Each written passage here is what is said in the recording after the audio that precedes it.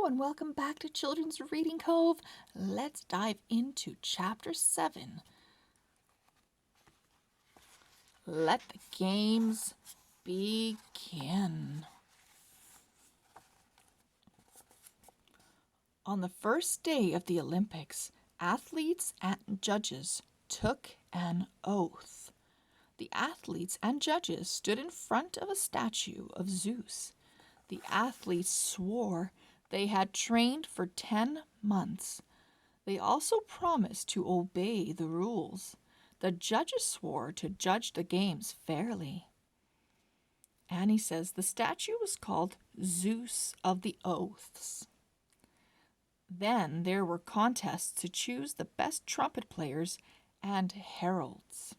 Heralds were men who announced the winners. Trumpets blew to alert people that an event was about to begin. Running. As trumpets sounded out, runners gathered at the starting line. All the runners had to start at exactly the same time. If a runner started early, he was beaten or forced to leave the games. Jack says runners put their feet into long stone grooves. This kept them from taking off too soon. There were several kinds of races. One was the stade.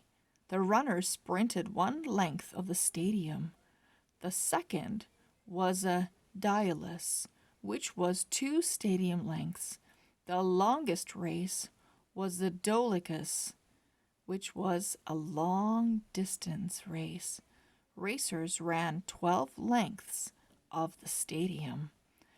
The most difficult race was one in full armor.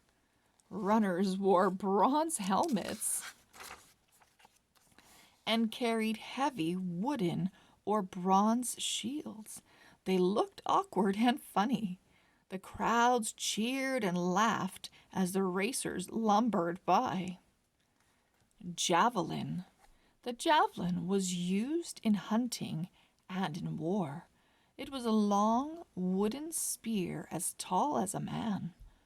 One end was pointed. Throwers held on to a leather strap wound around the javelin. When they threw the javelin, the strap unwound.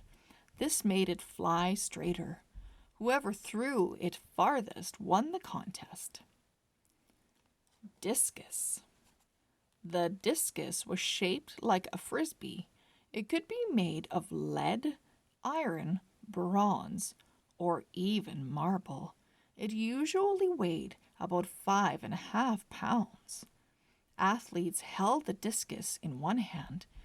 Then they tossed it as far as they could. The judges measured the distance to see who threw the farthest. Long jump. The long jump began as part of military training. Soldiers often practiced jumping over things.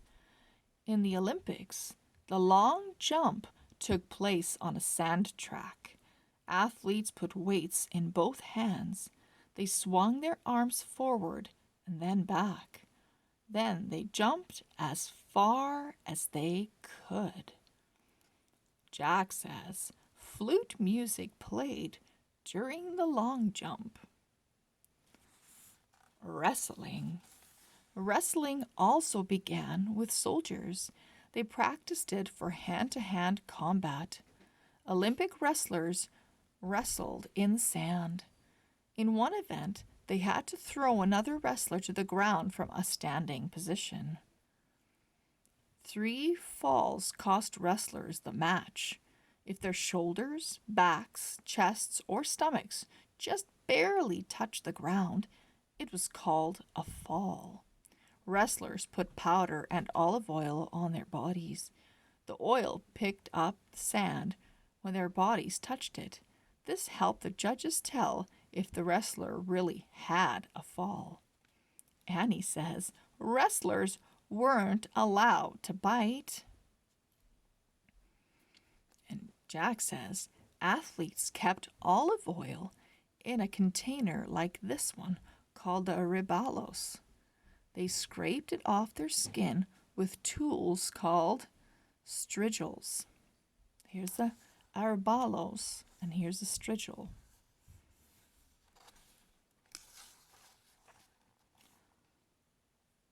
Here, the pentathlon. The pentathlon was actually 5 different events. Each athlete had to be skilled in all 5. They were the long jump, the discus, the javelin, running, and wrestling. Penta means 5 in Greek, says Annie. Boxing. Boxing was a popular sport. Boxers usually didn't hit below the belt. Instead, they aimed for the head. Good boxers tried to get the other boxer to face the sun. The light made it harder to see. Jack says these boxers are tying on gloves made of leather straps. And then Jack says, danger, don't try to box like the Greeks. And here is the pancration. The pancration was a brutal sport. The name comes from a Greek word that means all power. The pancration was a combination of boxing and wrestling. There were not many rules. Boxers could pull hair and kick. They could put chokeholds on each other and punch. Athletes sometimes died in this event. The match was over when one fighter was too hurt or tired to continue. Annie says athletes sometimes shaved their heads so their hair wouldn't get pulled. Horse racing. There were also horse racing events at the Olympics. Crowds watched the races at a track called the hippodrome. Hippos in Greek is the Greek word for horse. Some races were for horseback riders. Others were for chariots pulled by teams of 2 or 4 horses or mules. Chariots were wooden carts driven by one man. Jack says the riders rode without saddles or stirrups.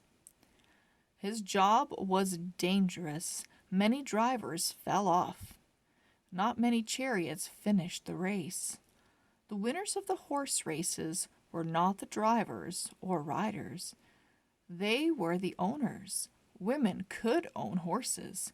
This was the only Olympic sport women could actually win. Annie says as many as 40 chariots stood at the starting line.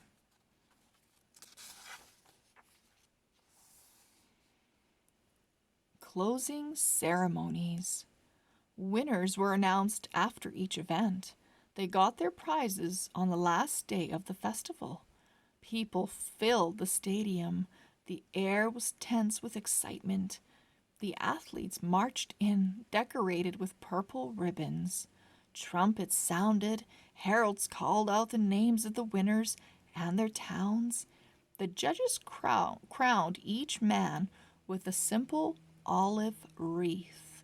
The leaves came from a special tree near the temple of Zeus. That night, there were feasts and celebrations, and the next day everyone began the long journey home. When the winners returned home, they were greeted like heroes. They brought fame and glory to their cities. They received wonderful gifts. Some athletes had statues of themselves placed in the agora. Others had poems written to celebrate their victories. Some athletes were given jobs and even free meals for life.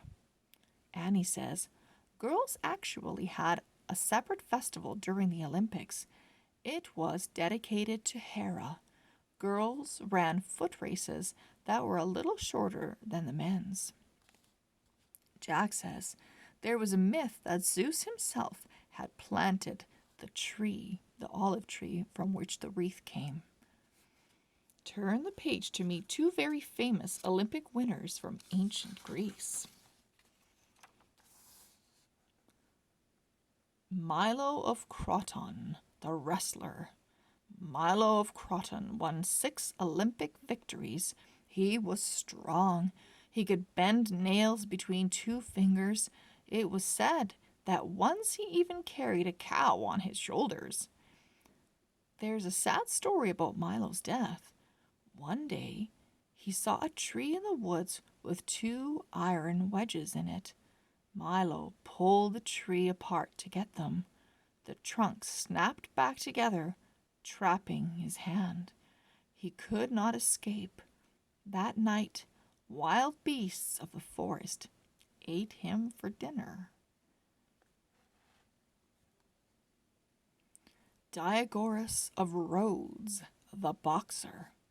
The Greeks thought Diagorus was the perfect athlete. No one else boxed with his skill, grace, or bravery. When Diagorus was old, he visited the Olympics to see his sons compete. Both won. The sons lifted him onto their shoulders and carried him around the stadium. Diagorus knew his life was complete. Bowing his head, he died peacefully in their arms. And that is the end of chapter 7. In chapter 8, we're going to read about the Olympics today. Thank you so much for joining me and reading along and listening. We'll see you very, very soon. Bye-bye.